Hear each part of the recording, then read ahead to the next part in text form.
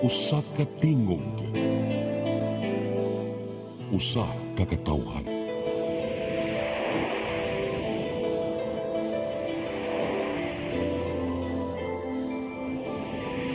Cebu Catholic Television Network.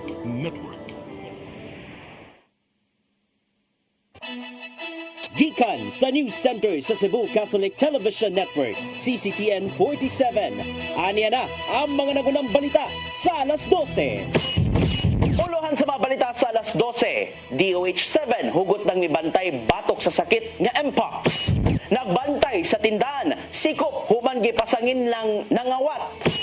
Mayong udto sa nga ni Dennis Tabar, ako si Gia Navarro. Kauban sa inyo sa puwersa sa CCTN News Team, kami matod kaninyo sa mga balita sa alas 12. O karon sa kumpletong detalye sa ato mga balita, hugot nang gibantayan sa Department of Health 7 ang sakit nga Mpox kun kanhi monkeypox sa Central Visayas, human ni tumaw ang duha ka mga kaso nini sa kauluhan.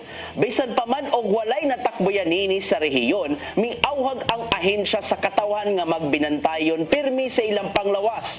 Sama na lang sa pagsanong sa mga health and safety protocols nga mao ang pagpanapong sa baba kung ubhon o hatsingon, panghunaw sa kamot o kahinlo sa lawas. Gipasabot sa ulohang buhatan sa DOH nga ang Mpox nga nitumaw nga natakbo yan diri sa nasod anaara sa milder nga strain nga mao ang MPXV Clade 2. Kipangandaman na sa DOH-7 ang tanang mga health facilities alang sa mga posibleng pagresponde kung ugaling adunay matakdan sa mong sakit. Pipila sa mga sintomas sa mong sakit, mao ang labad sa ulo, hilanat, pagpanakit sa lawas ug lesions kon mga butoy-butoy. Dawatonon pa ni suspended Mandawi City Mayor Jonas Cortez ang implementation order bahin sa iyang gidangatan karon. Sumapa niya nga kinanglanon ang monghatang sa mando ilabi na gikan sa DILG kon Department of Interior and Local Government aron sakto ang ilaha nga pagtumanini. Aron dili maapektuhan ang ilang serbisyo publiko, pinagi sila mga programa sa city government, gimanduan ni Cortez ang iyang mga sakop nga sutaon na ang status sa pagkasuspenso aron sila makasanong na. Netong Sabado, mi-issue og memorandum ang DILG kang Vice Mayor Glenn Bersede aron dumalaon una ang dakbayan isip kasamtangang mayor. Mipasalig ginon si Cortez nga magpabiling hapsay ang transition ngadto sa muhulip una sa iyang katungdanan samtang giatubang ang usa ka tuig niyang pagkasuspenso. Suspendido sud sa unom ka buwan ang usa ka barangay opisyal sa dakbayan sa Lapu-Lapu human nagpositibo sa kinalit nga drug test. Kinahanglan unang mopaubos sa Government Rehabilitation Center ang maong opisyal aron makabalik sa gihuptang posisyon. Ang kasayuran niya ni Crystal Joy Falerca. Gibutyag karong adlaw sa Executive Director sa City of Lapu-Lapu Office for Substance Abuse Prevention kung CLOSAP nga si Gary Lau nga adunay usa ka barangay official sa Lapu-Lapu City ang nagpositibo sa gipahigayon nga surprise drug test. Matod ni Lau, ang maong opisyal na paubos sa kinalit nga drug test ni adtong permerong semana sa Hunyo ato sa ilang sesyon. Sa dihang nigawas ang resulta nga nagpositibo ang maong opisyal, gipaubos na usab kini sa confirmatory test. Ni adtong Hulyo 23, nigawas sa confirmatory test nga positibo gyud ang maong opisyal. Tungod niini, daling gipahibaw ni Lau si Mayor Junior Dahongchan ug ang kapitan sa barangay kung asa nagikan ang maong opisyal. Lakip usab sa gipahibaw ni Lau mao ang Department of Interior and Local Government kun DILG Lapu-Lapu. Sigon pa ni Lau nga base sa ordinansa, ang usa ka opisyal nga magpositibo sa drug test, suspensohon sulod sa unom ka buwan ug ipaubos sa rehabilitation. And the mayor told me nga pag-imo og recommendation. So my recommendation was 6 months without pay to undergo a drug rehab program, government facility, based on the ordinance nga gi-create sa ato. Dugang nilaw nga i-monitor nila ang maong opisyal paghuman sa unom ka buwan. Kung makapamatuod ang maong opisyal nga nipaubos siya og rehabilitation ug adunay rekomendasyon, makabalik na kini sa iyang posisyon. Apan kung ugaling wala siya ni paubos sa rehab, posible siyang madismiss sa iyang pagka-opisyal. Pero Section 9 of the ordinance stated that if you refused to undergo a drug rehab facility, well, after 6 months, I will check whether you comply with Section 7 of that ordinance. Section 8, non-compliance, is a recommendation of dismissal. Dugang nilaw nga nipasa na og leave form sa civil service ug sa barangay ang maong opisyal ni adtong Agosto 2. Tungod sa maong panghitabo, adunay pahimangno silaw ngadto sa mga kawani ug mga opisyal sa lokal nga kagamhanan sa Lapu-Lapu. The Chan administration, the city government is serious in this campaign against drugs. Ang atong gipadayon ang ato ang drug test sa ato ang mga empleyado, officials, personals. Then if they get caught, then we will sanction based on what is stated in the law. Crystal Joy Filerca, CCTN News. Department of Justice 7 miawag sa publiko nga mudangop kanila kuno galing nakasaksi man sa mga linog nga krimen silang palibot. Pinagi kini silang programang Witness Protection Program. Kung nga naman, aniya ang maong kasayuran. Giatagan og gibug-aton sa Department of Justice 7 ang ilang Witness Protection Program. Subay kini sa nang labing mga linuog nga krimen sa komunidad diin, nahimo kining sumsuman sa social media ug naputos sa mga opinyon gikan sa netizens. Nabantayan silang Deputy Regional Prosecutor nga si Graymie June Elmido nga dunay mga nagpailang witness sa managlaing krimen diin gipaagi sa social media ang iyang mga nakita. Inay nga makamugna og kagubot nga makaapekto sa dagan sa investigasyon, miauhag siya nga mas maayong pahimuslan ang Witness Protection Program. Marami certain rules na insolving mo sa WPP dahil kausapan sa inyong movement. Kay dili naman security mo ang siguro pati po security sa mga personnel na magbantay sa imo ka. Upos sa Witness Protection Program, masiguro ang pagpanalipod sa mga nakakita sa krimen, pinagi sa mas gipahugot nga seguridad. Kontrolado man tuod ang mga nakapahimos nini apan makasiguro ang full protection ngadto kanila gawas sa mga madawat nga benepisyo. Although we can convince witnesses to come to us to be secured, for example, in a case, but ultimately, dili usog ang witness, dili sa krimen dawat. Otherwise, that will be a form of detention o sayaan. Sa mga hagit nga giatubang sa ahensya, mao ang kakuwang sa ilang mga sakop aron mapahingusgan ang mong programa. Kinibisan pa man og adunay pundong gigahin ang gobyerno alang nini. Apan ang mahinungdanon, magkatabang ang Witness Protection Program aron masiguro ang kamatuoran human sa linuog nga krimen. Gian Navarro, CCTN News. Gipusasa ng usa ka 20 anyos nga dalaga human ni reklamo sa pagpangawat og kwarta siyang amo sa gibantayan nini nga tindahan sa barangay Parian, Dakbayan sa Sugbo. Gilang dinakpan sa alias nga Darlene, residente sa barangay Talamban ning syudad. Sa investigasyon sa Parian PNP, mireklamo silang buhatan ng amo sa dinakpan nga si alias Rosel human nini madiskubrehi nga nawala ang halin sa tindahan nga mobalor og 3,000 pesos. Sa dihang gisusi ni Rosel ang CCTV footage, iyang nakita nga giablian sa dinakpan ang cash box o gisulod sa bulsa ang kwarta. Gawas sa kwarta, nanguha usab si Darlene og 2 ka box sa pizza, 2 ka noodles og 5 ka kape. May depensa hinuon si alias Darlene nga matud pa nabuhat tinuon niya kini tungod sa naangkong kalisod sa ilaha nga pamuyo. Human ma-report sa amo ang insidente, dali nga mihimog follow-up operation ang Parian Police Station ug ilang nabawi ang kwarta, lakip na ang ubang mga ebidensyang nakuha niini.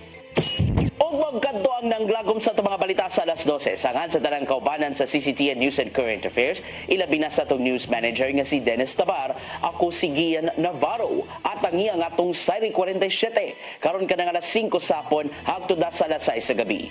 Musunod da sa Dibadugay ang Santos nga Misa nga manukad live sa CCTN Chapel. Daghang salamat, daygo ng Diyos.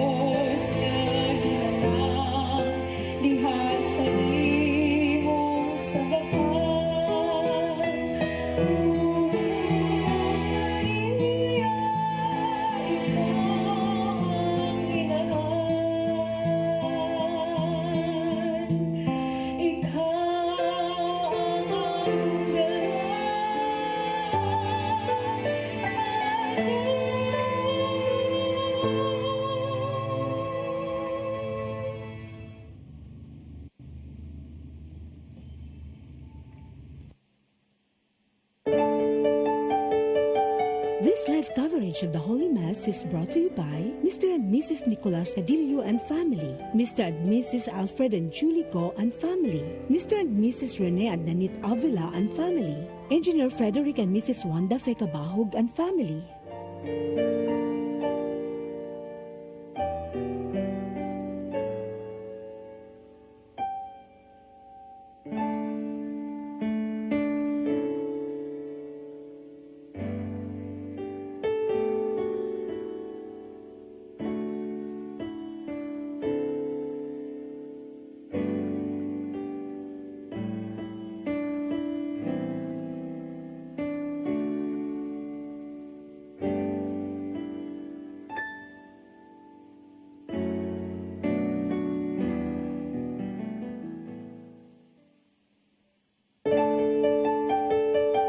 This live coverage of the Holy Mass is brought to you by Mr. and Mrs. Nicolas Adilio and family, Mr. and Mrs. Alfred and Julie Go and family, Mr. and Mrs. Rene and Nanit Avila and family, Engineer Frederick and Mrs. Wanda Fekabahog and family.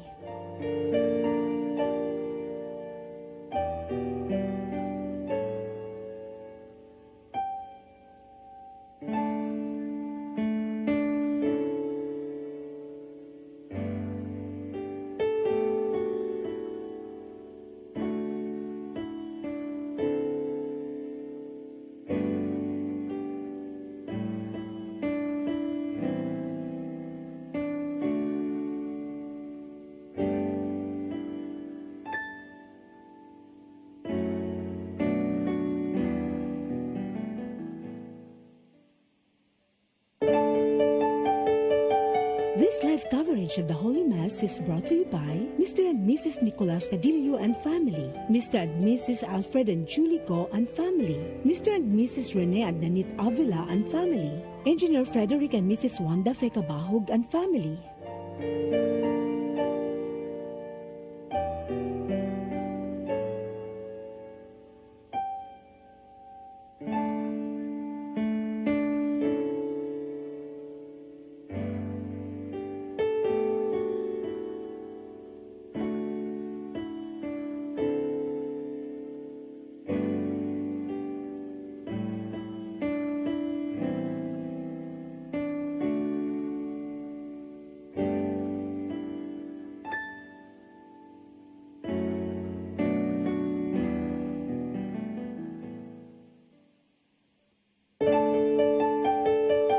This live coverage of the Holy Mass is brought to you by Mr. and Mrs. Nicolas Adilio and family, Mr. and Mrs. Alfred and Julie Go and family, Mr. and Mrs. Rene and Nanit Avila and family, Engineer Frederick and Mrs. Wanda Fekabahog and family.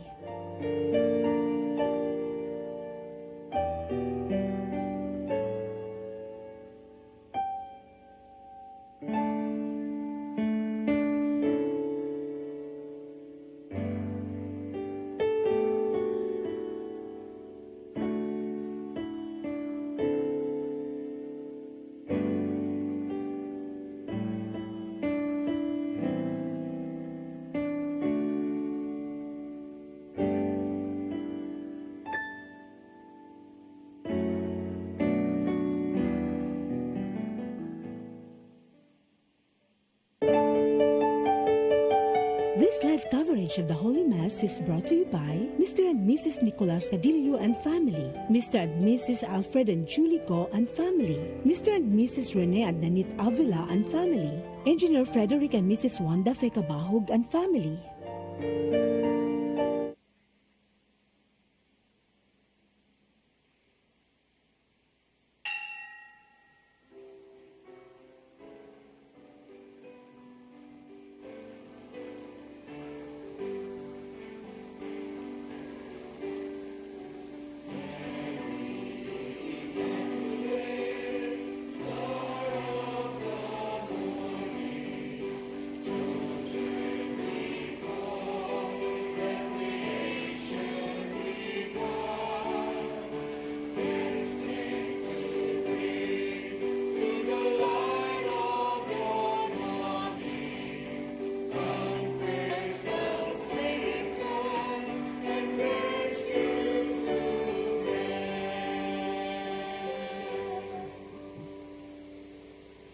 this Eucharistic celebration as we remember and celebrate the memorial of St. Augustine, let us offer together with our thanksgiving intentions, the intentions of those who are commemorating their birthdays or anniversaries today. And also we continue to pray for the needs of all those who tirelessly support the apostolate of CCT and through prayer intentions, love offerings, sponsorships, and reassuring goodwill. In the name of the Father, and of the Son, and of the Holy Spirit. The Lord be with you. Dear sisters and brothers, let us now acknowledge our sins and so prepare ourselves to celebrate the sacred mysteries.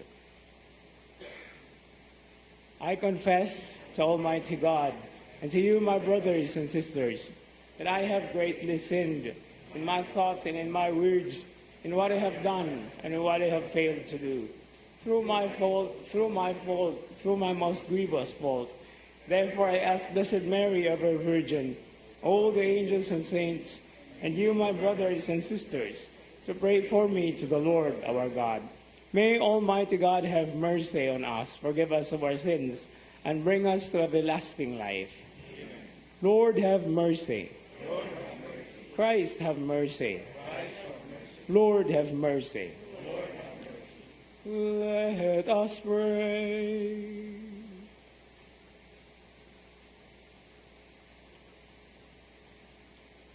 Renew in your church, we pray, O Lord, the spirit with which you endowed your Bishop, St. Augustine, that filled with the same Spirit, we may thirst for you, the sole fount of true wisdom, and seek you, the author of heavenly love.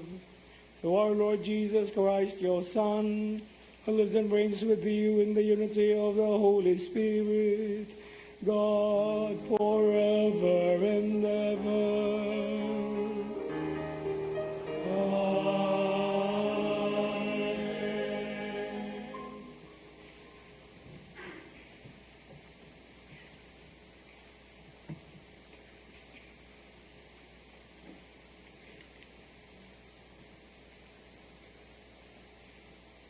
A reading from the second letter of St. Paul to the Thessalonians.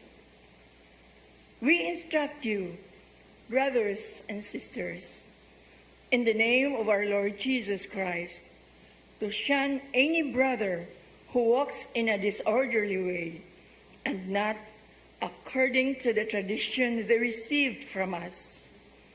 For you know how one must imitate us. For we did not act in a disorderly way among you.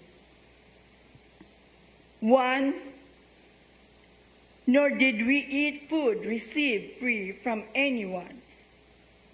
On the contrary, in toil and drudgery, night and day we worked, so as not to burden any of you. Not that we do not have the right. Rather, we wanted to present ourselves as a model for you, so that you might imitate us. In fact, when we were with you, we instructed you that if anyone was unwilling to work, neither should that one eat. May the Lord of peace himself give you peace at all times and in every way. The Lord be with all of you. This greeting is on my own hand, Paul's. This is the sign in every letter. This is how I write. The grace of our Lord Jesus Christ be with all of you.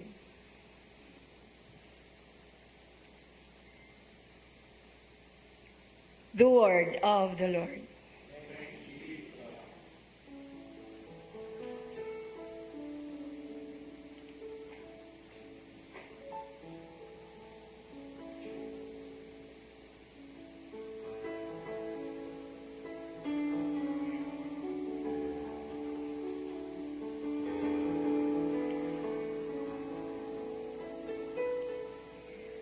Blessed are those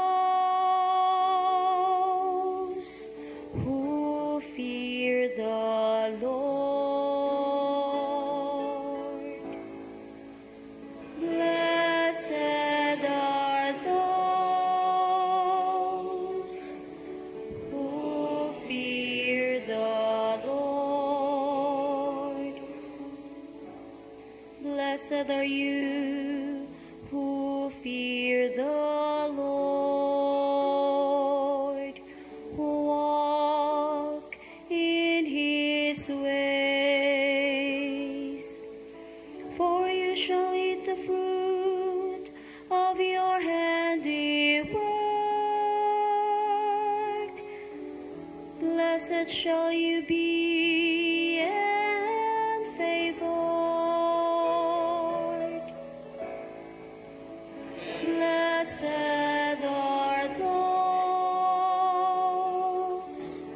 who fear the Lord.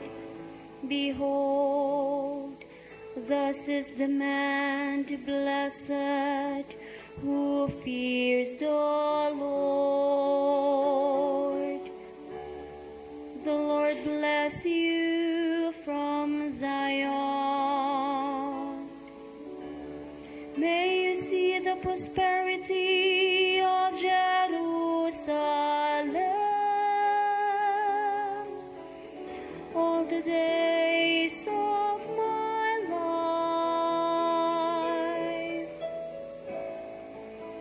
Blessed are those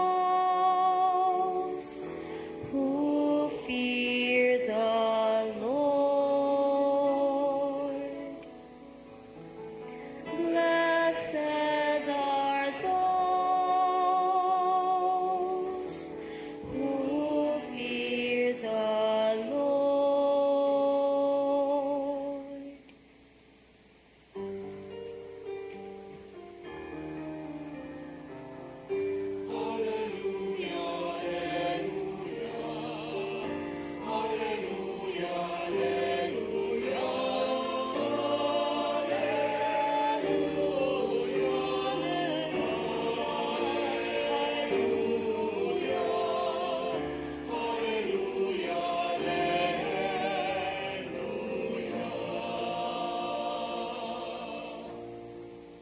The Lord be with you. A reading from the Holy Gospel according to Matthew.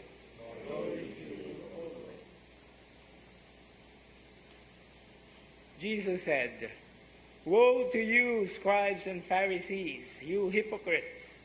You are like whitewashed tombs, which appear beautiful on the outside, but inside are full of dead men's bones and every kind of filth. Even so, on the outside you appear righteous, but inside you are filled with hypocrisy and evil doing. Woe to you, scribes and Pharisees, you hypocrites! You build the tombs of the prophets and adorn the memorials of the righteous, and you say, if we had lived in the days of our ancestors, we would not have joined them in shedding the prophets' blood. Thus, you bear witness against yourselves that you are the children of those who murdered the prophets. Now, fill up what your ancestors measured out."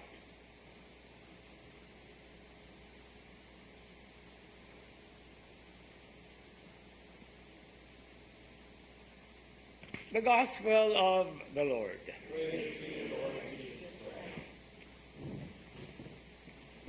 A blessed Wednesday to us.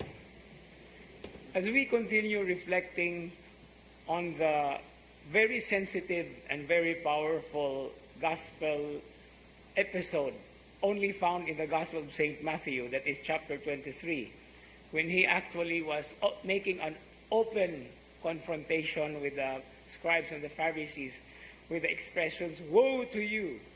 It's always a good thing to be reminded that somehow, in some way, there are also like splinters that actually go straight to our lives, to our hearts. Okay, these are very beautiful, in fact, beautiful reminders, because God does not want us always to be like these people whom the Lord Jesus himself were actually criticizing. Now, what is interesting here is, as we are remaining careful, no, to become wows instead of woes, no? Nindot kayo ng play of words nga ang, what is kuno the opposite of woe? It's actually wow. No? Because woe is alaot. wow is wow, di ba? So it's the positive thing.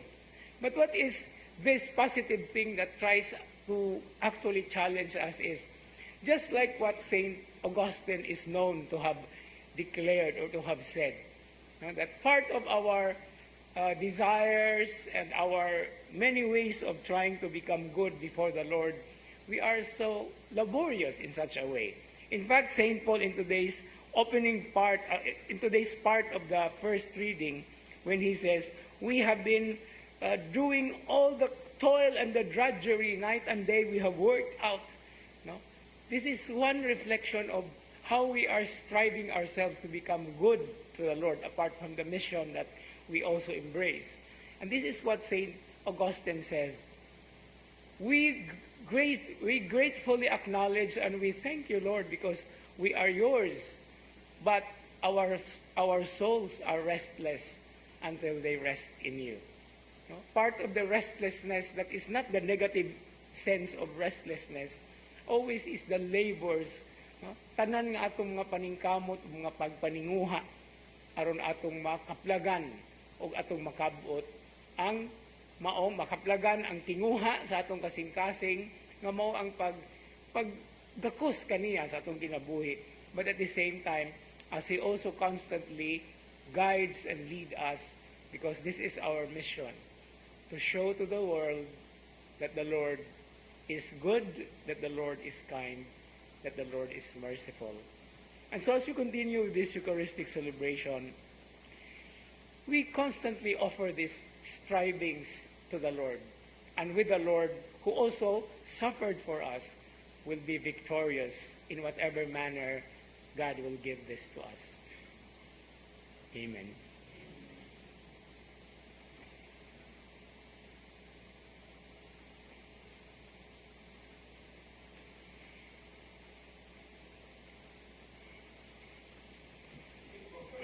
Hides evil and takes the appearance of righteousness.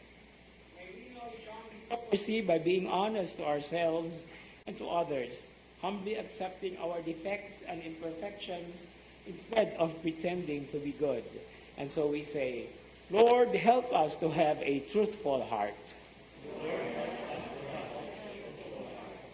May the people of God honor the prophets, the righteous, and all the saints by following their holy lives and asking their intercession before the glorious throne of God, we pray. Lord, help us to have a truthful heart.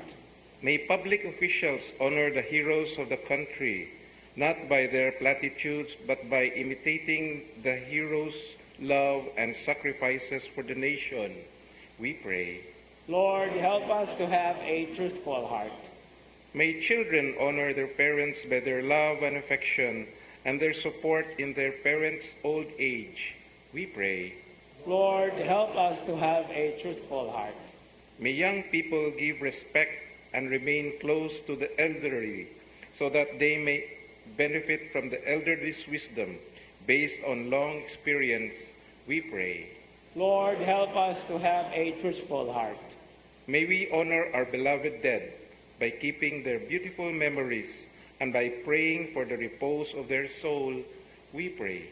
Lord, help us to have a truthful heart. Almighty Father, may the memories of good people remain in our hearts and in our lives by our imitation of their godly lives. May we build on the good foundation they have begun. This we ask through Christ our Lord.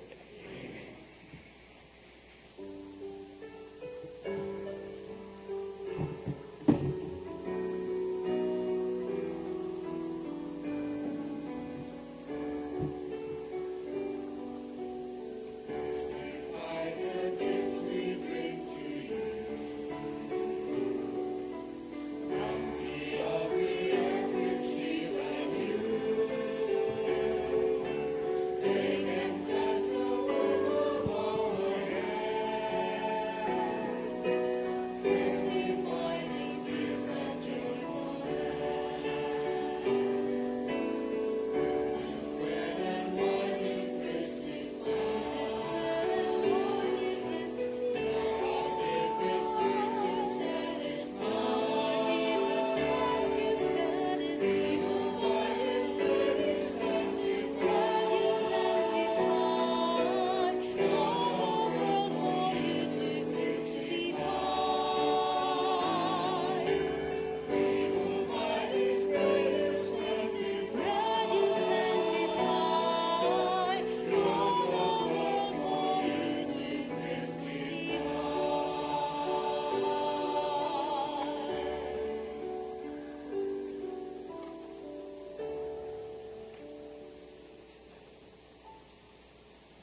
Pray, dear sisters and brothers, that your sacrifice and mine may be acceptable to God the Father Almighty.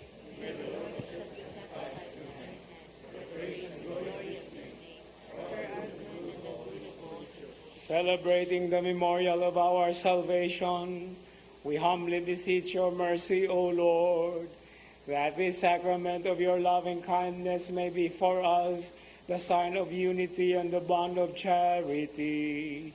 Through Christ our Lord.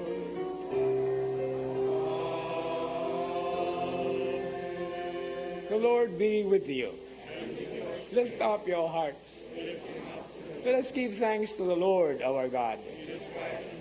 It is truly right and just, our duty and our salvation, always and everywhere to give you thanks, Lord, Holy Father, Almighty and Eternal God, through Christ our Lord. For us on the festival of St. Augustine, you bid your church rejoice. So too you strengthen her by the example of his holy life. Teach her by his words of preaching, and keep her safe in answer to his prayers. And so with the company of angels and saints, we sing the hymn of your praise, as without end we acclaim.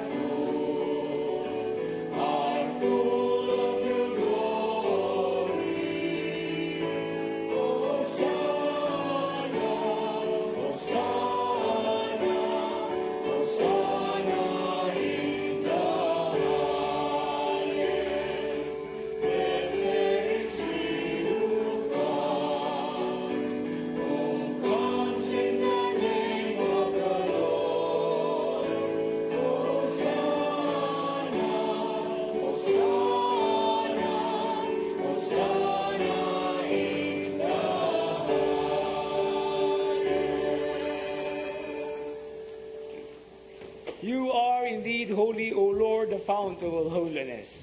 Make holy, therefore, these gifts, we pray, by sending down your Spirit upon them like the dewfall, so that they may become for us the body and blood of our Lord Jesus Christ.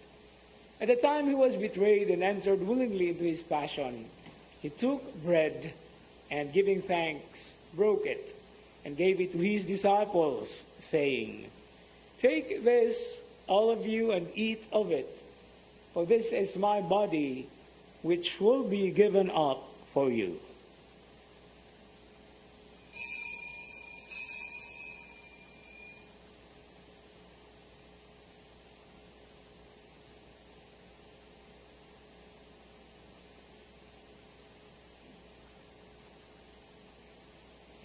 In a similar way, when supper was ended, he took the chalice, and once more giving thanks, he gave it to his disciples, saying, "Take this, all of you, and drink from it.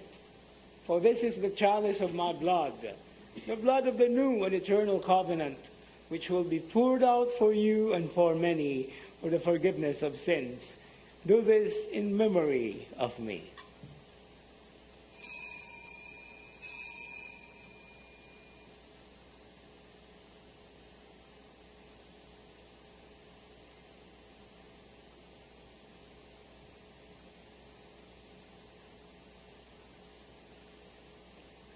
The mystery of faith.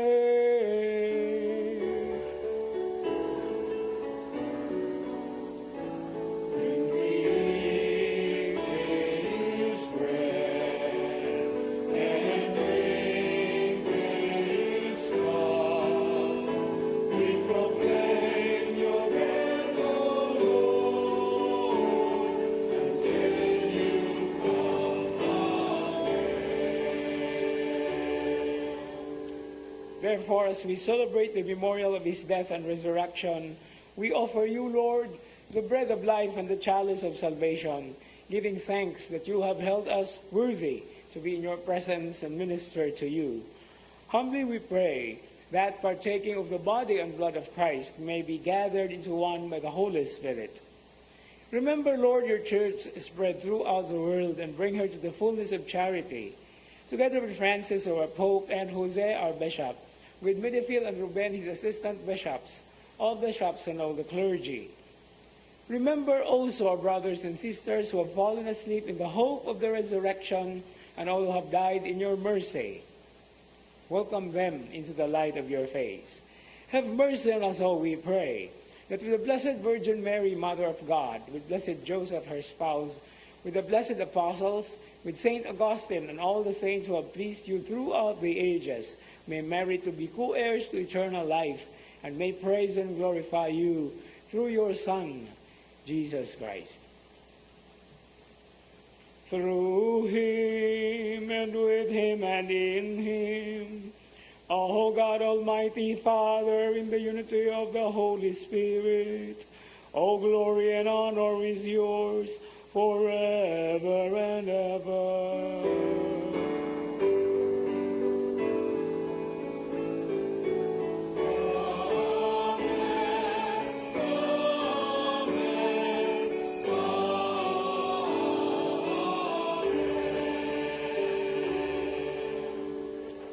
At the Savior's command, informed by divine teaching, we dare to say, Our Father, who art in heaven, hallowed be thy name. Thy kingdom come, thy will be done on earth as it is in heaven. Give us this day our daily bread, and forgive us our trespasses, as we forgive those who trespass against us. Do not allow us to fall into temptation, but deliver us from evil. Deliver us, Lord, we pray, from every evil. Graciously grant peace in our days, that by the help of your mercy, we may be always free from sin and safe from all distress, as we await the blessed hope and the coming of our Savior, Jesus the Christ. Lord Jesus Christ has said to your apostles, Peace I leave you, my peace I give you.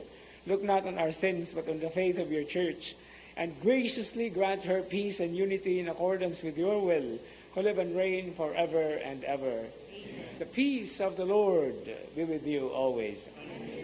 Let's now share with each other the sign of peace. Shalom.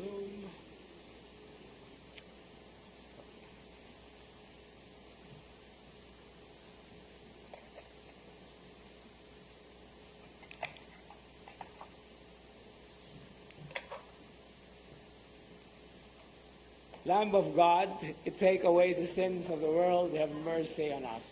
Lamb of God, you take away the sins of the world, have mercy on us. Lamb of God, you take away the sins of the world, grant us peace.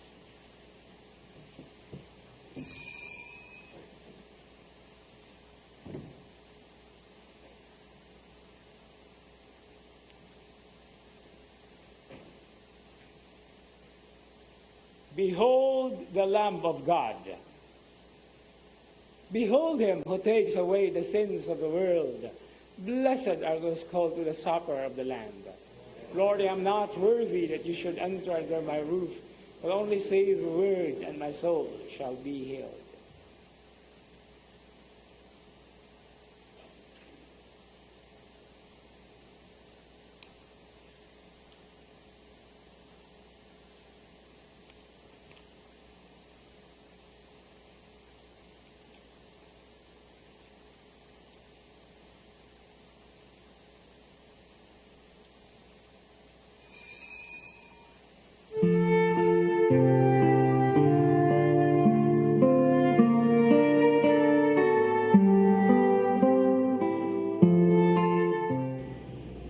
Of spiritual communion.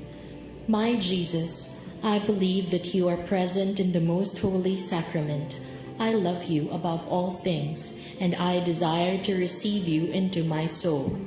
Since I cannot at this moment receive you sacramentally, come at least spiritually into my heart.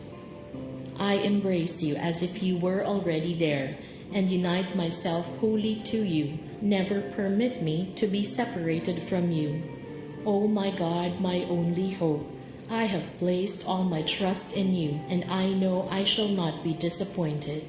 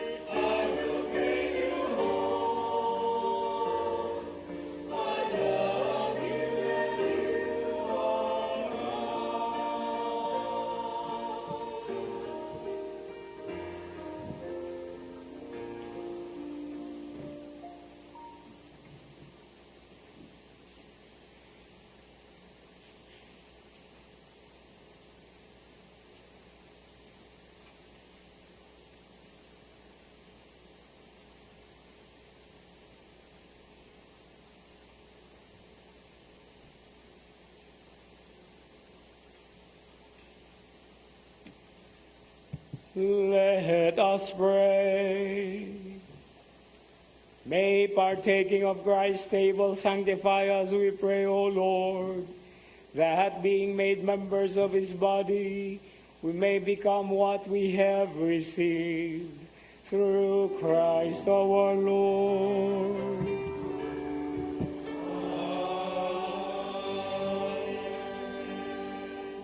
Act of consecration to Saint Joseph. O glorious patriarch and patron of the Church, O virgin spouse of the Virgin Mother of God, O guardian and virginal father of the Word incarnate, in the presence of Jesus and Mary, I choose you this day to be my father, my guardian, and my protector. O great Saint Joseph, whom God has made the head of the Holy Family, accept me, I beseech you, though utterly unworthy, to be a member of your holy house. Present me to the Immaculate Spouse. Ask her also to adopt me as her child.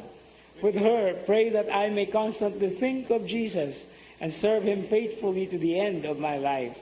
O terror of demons, increase in me virtue. Protect me from the evil one, and help me not to offend God in any way. O my spiritual Father, I hereby consecrate myself to you.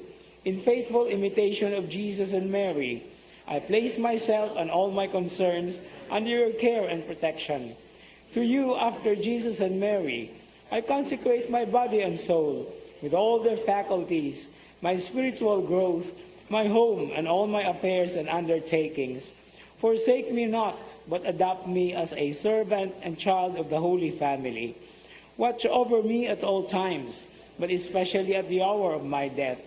Console and strengthen me with the presence of Jesus and Mary, so that with you I may praise and adore the Holy Trinity for all eternity. Amen.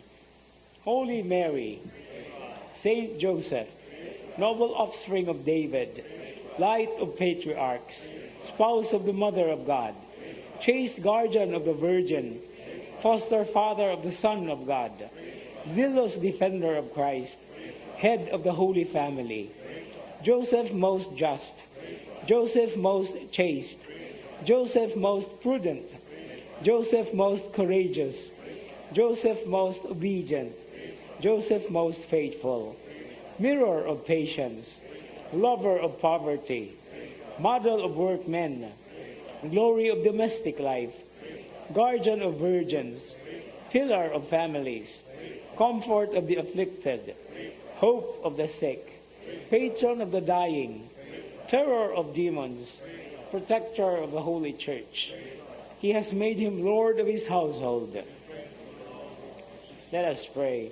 O God, who in your loving providence chose blessed Joseph to be the spouse of your most holy mother, grant us the favor of having him for our intercessor in heaven, whom on earth we venerate as our protector, you who live and reign forever and ever. Amen. The Lord be with you. May Almighty God bless you, the Father and the Son and the Holy Spirit. The Holy Eucharist has been offered. Go in peace.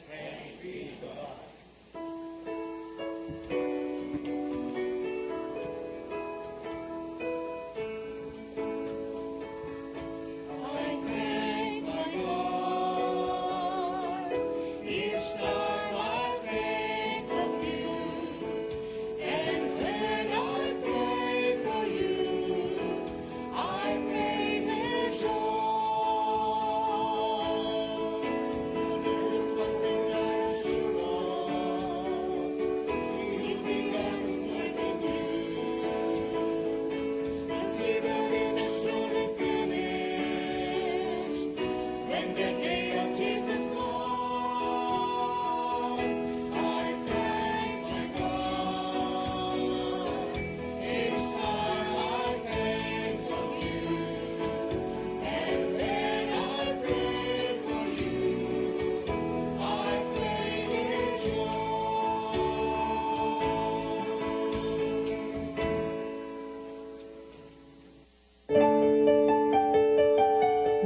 coverage of the Holy Mass is brought to you by Mr. and Mrs. Nicolas Cadillo and family, Mr. and Mrs. Alfred and Julie Go and family, Mr. and Mrs. Rene and Nanit Avila and family, Engineer Frederick and Mrs. Wanda Fekabahog and family.